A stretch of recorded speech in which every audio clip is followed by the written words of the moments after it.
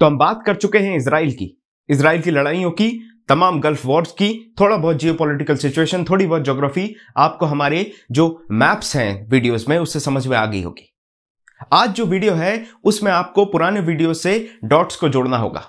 हम धीरे धीरे एक माला तैयार कर रहे हैं, हम धीरे धीरे इंटरनेशनल रिलेशन को पीस बाय पीस एडजस्ट कर रहे हैं।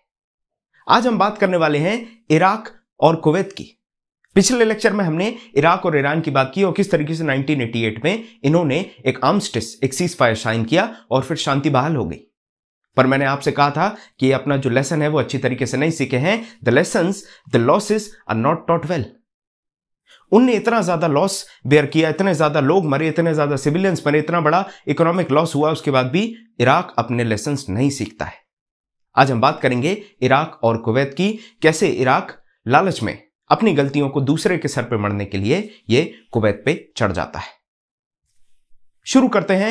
इराक जो है वो शुरुआती दौर से आप देखेंगे तो यूएसएसआर के पाले में था, सोवियत यूनियन के पाले में था, जिसकी वजह से स्वाभाविक सी बात है कि यूएस जो है वो उससे नाराज रहने वाला है। दूसरी बड़ी परेशानी इराक के साथ यह भी थी कि वो इजराइल के अगेंस्ट अरब और पैलेस्टीनियन जो तमाम नेशंस थे उनको सपोर्ट करता था, जो टेररिस्ट ग्रुप्स थे उनको आर्म्स और पैसा और तमाम चीजें देता था। ये दोनों इंपॉर्टेंट रीजन थे जिसकी वजह से इराक जो है वो यूएस की आंखों में खटकने लगा था। अब जब ये सारे सिनेरियोज हो रहे हैं, उसी बीच में हमने आपसे बात की थी कि 1988 में ईरान और इराक सीज फायर साइन करते हैं। सीज फायर साइन तो हो गया लेकिन लड़ाई हुई है। लड़ाई में सबसे बड़ी गलती पता है क्या होती है? इकोनॉमी के बाजे बच जाते हैं। इन्फ्लेशन बहुत ज्यादा बढ़ जाएगा, महंगाई आ जाएगी। आप देखिए उठाकर मॉडर्न हिस्ट्री अपनी, मॉडर्न हिस्ट्री में आप पढ़ेंगे जैसे ही फर्स्ट वर्ल्ड वॉर होती है चीजें महंगी हो जाती हैं और सारी चीजों का जो महंगाई है उसका सीधा असर जो पड़ता है वो आम जनता पे पड़ता है। इराक में भी यही हाल था। 8 साल लड़ाई लड़ने के बाद इराक की जो इकोनॉमी थी वो गले तक उधार में डूबी हुई थी, दबी हुई थी। डेट बहुत ज्यादा बढ़ गया था और 2 लोगों को इसको अपना पैसा देना था। एक कुवैत को पैसा देना था, दूसरा सऊदी को। मतलब कुवैत और सऊदी उस साहूकार जैसे हैं जो गरीब किसान अपने लिए उधार लेके आता है उस तरीके से। पर यहां पर इराक जो है वो गरीब किसान नहीं है। यहां पर जो इराक है वो एक लठियात है या फिर एक बड़ा जमींदार है जो कि पैसे देने से ना कर देगा। अब इसको कॉन्सेप्ट को समझने के लिए थोड़ा सा एक्सपेंसिव तरीके से चलिए। मान के चलिए आप किसी से उधार लेते हैं और उसके बाद आपको वो उधार लौटाना है। क्यों ना आप उसको उधार लौटाने की जगह उसके ही घर में जाके रहने लगे। और यही चीज इराक करती है।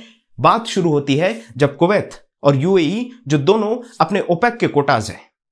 अब आपने कहा सर ये ओपेक क्या बोल दिया आप? ओपेक एक ग्रुप ऑफ नेशंस होता है, जो ऑयल प्रोड्यूसिंग नेशंस हैं उनका एक ग्रुप होता है। तो वो ओपेक है जिसके बारे में हम कभी चर्चा करेंगे एक्सपेंसिव तरीके से। यहां पर सुनिए, तो कुवैत और यूएई जो ओपेक के मेंबर्स हैं इनका एक कोटा होता है कि आपको इतना ऑयल प्रोड्यूस करना है। मान के चलिए महीने में 10 बोतल ऑयल आपको प्रोड्यूस करना है एग्जाम्पल के लिए। और अगर कुवैत और यूएई 50 बोतल प्रोड्यूस कर देंगे तो उससे क्या होगा? सामान्य सी इकोनॉमिक्स है, दिमाग ज्यादा नहीं लगाना है। जब माल ज्यादा प्रोड्यूस हो जाएगा तो बाजार में उसकी कीमत गिर जाएगी। अब एक तरफ इराक के ऊपर बोझ है उधारी का, दूसरी तरफ उसका जो ऑयल है वो भी सस्ते में बिक रहा है। और सस्ते में बेचने वाला और उधार देने वाला दोनों एक ही हैं, रास्ते का कांटा कुवैत। और ये सोचते हैं कि जब रास्ते का कांटा एक है, परेशानी एक है, तो इसको खत्म कर दिया जाए।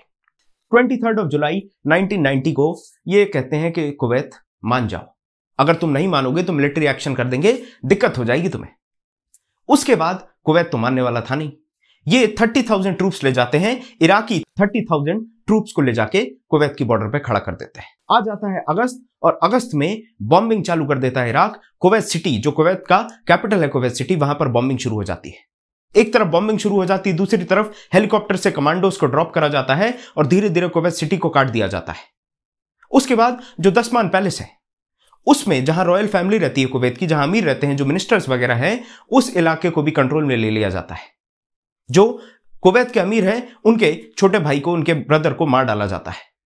इसके बाद सिचुएशन आउट ऑफ कंट्रोल, सारे अमीर, सारे मिनिस्टर, सारे इंपॉर्टेंट जो भी आर्मी पर्सनल हैं सारे सऊदी भाग जाते हैं। आप मैप में देखिएगा किस तरीके से कुवैत जो है वो इराक और सऊदी से बॉर्डर शेयर करता है। सारे इंपॉर्टेंट लोग सऊदी भाग जाते हैं।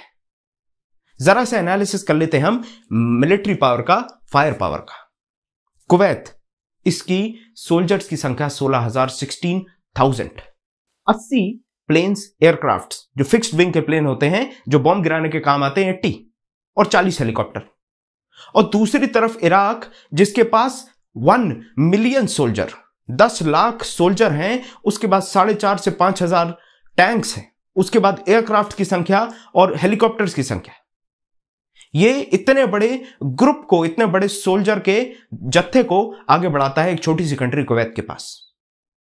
स्टैटिस्टिक्स के लिए मैं बता दूं, डेटा के लिए मैं बता दूं आपको कि 4th लार्जेस्ट आर्मी थी उस समय पे इराक पूरे वर्ल्ड में। ऐसी बड़ी आर्मी कहां पहुंच रही है? अब ऐसी बड़ी आर्मी पहुंच रही है कुवैत के ऊपर।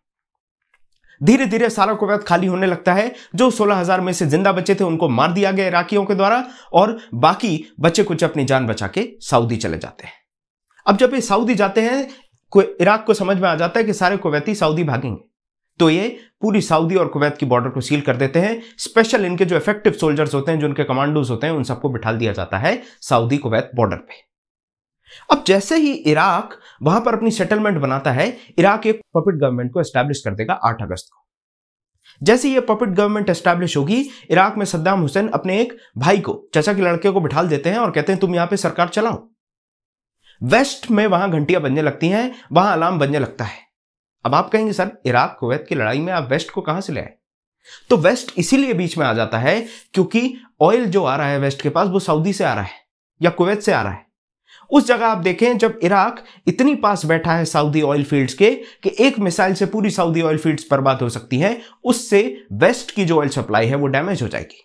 और अगर वेस्ट की ऑयल सप्लाई डैमेज होगी तो पूरी इकोनॉमी खड़ी हो जाएगी, उसके बाजे बच जाएंगे। अब इस स्थिति में क्या करना था? इस स्थिति में करना था यूएन से सहयोग मांगने की कोशिश। और यूएसए वही करता है, यूएसए दौड़ के जाएगा यूएन के पास और कहेगा देखो ऐसा होने वाला है, हम सबको जोड़ के कुवैत को बचाना चाहिए। 35 कंट्रीज का कोएलिशन बनाएंगे यूएस अंडर द अम्ब्रेला और under the name of United Nations. ये 35 नेशंस का कोएलिशन बनाएंगे और इराक को अल्टीमेटम देंगे। अल्टीमेटम था 15 जनवरी का। कहा 15 जनवरी तक खाली कर दो, नहीं तो फिर हमला होगा। इराक मानने वाला था क्या? ऑब्वियस सी बात है, नहीं मानेगा। 17 जनवरी आती है और ऑपरेशन डेजर्ट शील्ड के नाम से लॉन्च किया जाता है, जिसमें 35 कंट्रीज अपनी अपनी फोर्सेस के साथ जो यूएन के अम्ब्रेला में थी अटैक करती हैं इराक पे। अब जो इराक पे अटैक हो रहा है उसमें स्ट्रैटेजी क्या होगी? आप खुद सोचिए। इराक कुवैत को कंट्रोल कर रहा है, तो स्ट्रैटेजी में यही होगा ना कि सीधा जाएंगे, कुवैत को खाली करेंगे और बस जय हिंद। लेकिन दिक्कत यहां पर यह आती है कि स्ट्रैटेजी को चेंज करके इराक में हमला करा जाता है। साउथ ऑफ इराक पे हमला करती है कोएलिशन फोर्स, और जब साउथ ऑफ इराक पे हमला किया जाता है तो इससे इनको लेवरेज मिल जाता है। ये इराकी आर्मी का हाथ मरोड़ सकते हैं अब कि अगर तुम कुवैत को खाली नहीं करोगे तो हम और अंदर इराक में बढ़ जाएंगे, मतलब तुम्हारे घर के अंदर घुस जाएंगे अगर तुम दूसरे का घर खाली नहीं करोगे। अब इससे अच्छी थ्योरी क्या हो सकती है? इसकी वजह से इराक को 28 फरवरी को साइन करना पड़ता है सीज फायर। इराक पीछे हट गया, कुवैत खाली हो गया, स्टोरी खत्म। सर सवाल यह है कि जब पूरी कोएलिशन फोर्स तैयार है तो वो बगदाद क्यों नहीं ले लेती? सद्दाम हुसैन डिक्टेटर है और दुनिया भर की तमाम परेशानियां हैं, जाके बगदाद पर कंट्रोल कर ले कोएलिशन फोर्स। पर ऐसा क्यों नहीं किया गया? यह सवाल है। और इस सवाल का जवाब यह है कि यूएस को पता था कि जो इंस्टेबिलिटी आएगी, जो अफरा तफरी मचेगी अगर सद्दाम हुसैन अलग हो जाएगा, जो इराक का हाल होने वाला है वो नहीं संभाल पाएंगे। सीधी सीधी बात यह है कि बेटा वो गाड़ी चलाओ जो तुम चला सकते हो, जो तुम संभाल सकते हो। ज्यादा वजन उठा लोगे तो दिक्कत हो जाएगी, और यूएस को यह पता था कि ये उठाने लायक नहीं है अभी, और इसी वजह से यूएस उसको जैसा कि तैसा छोड़ देते हैं। साथ में जैसा सीआईए की हरकतें होती हैं, सीआईए क्या करेगा, अंदर जो मिलिटेंट ग्रुप्स हैं उनको सप्लाई दे देगा। हम देखेंगे अगली चर्चा में, जब अफगान यूएस की बात करेंगे तो अब हम देखेंगे कि सीआईए वहां पर कुर्द और जो शियाज हैं इराक के, उनको पावर देता है, उनको सप्लाईज देता है, उनको सपोर्ट करता है, ताकि वो सद्दाम हुसैन को उसके सिंहासन से हटा दे। अब बात आ जाती है कंक्लूजन की। कितनी सारी लड़ाई, इतना तामझाम, इतने बड़े बड़े ऑपरेशंस, इतनी बमबारी, मिला क्या? अंत में कहानी तो यही है कि हासिल क्या, हाथ में क्या? कंक्लूजन में नंबर 1, 20 से 30 हजार सोल्जर जो इराकी थे वो मारे गए। कंक्लूजन नंबर 2, 200 कोएलिशन फोर्स के सोल्जर मारे गए, जो कि ना के बराबर है अगर आप 30,000 का लॉस देखें तो। नंबर 3 क्या होता है? 3500 के आसपास इराकी सिविलियंस मारे जाते हैं। और चौथा कंक्लूजन क्या हुआ? चौथा कंक्लूजन ये कि जो सऊदी सप्लाई ऑफ ऑयल थी वेस्ट को, वो अनइंटरप्टेड है, अब कोई बाधा उस पर नहीं आने वाली। पर दिक्कत यहां पर यह है कि इराक जो पहले से ही उधार में डूबा था वो और ज्यादा उधार में डूब जाएगा। ये जाते जाते बहुत सी ऐसी हरकतें भी कर जाते हैं जिससे कि दिक्कत बनी रहे। जाएंगे तो ऑयल के जितने भी कुएं होते हैं, जितने भी तेल के कुएं होते हैं, सब में इराकी आर्मी आग लगाती हुई जाती है कुवैत में, जिससे क्या होने वाला है, जिससे ऑयल की जो सप्लाई है वो कुवैत इंस्टेंटली स्टार्ट ना कर पाए। तो यहां हमने चर्चा की इराक, कुवैत और किस तरीके से वेस्टेड इंटरेस्ट अगर मिल जाए तो वेस्ट भी आ जाता है आपको बचाने के लिए। वेस्ट वहां नहीं आएगा जहां सूडान में लड़ाई होगी या फिर बुर्किना फासो में लड़ाई होगी, बोको हराम के लिए भी नहीं आने वाला, लेकिन जहां उसको पता है कि हमें ऑयल की जरूरत है या फिर इंपॉर्टेंट रिसोर्सेज जहां पे होंगे वहां पर वेस्ट आया है। और ये हम बार बार रिपीट करेंगे और बार बार हम आपको बताने का प्रयास करेंगे। तो यहां पर हमारी चर्चा थी इराक और कुवैत की। मिलते हैं आपसे अगले लेक्चर में जिसमें हम बात करेंगे आपसे USSR invades Afghanistan. Origin IAS में यह कहानी यहीं पर खत्म होती है। मिलते हैं आपसे अगली कहानी में। Thank you.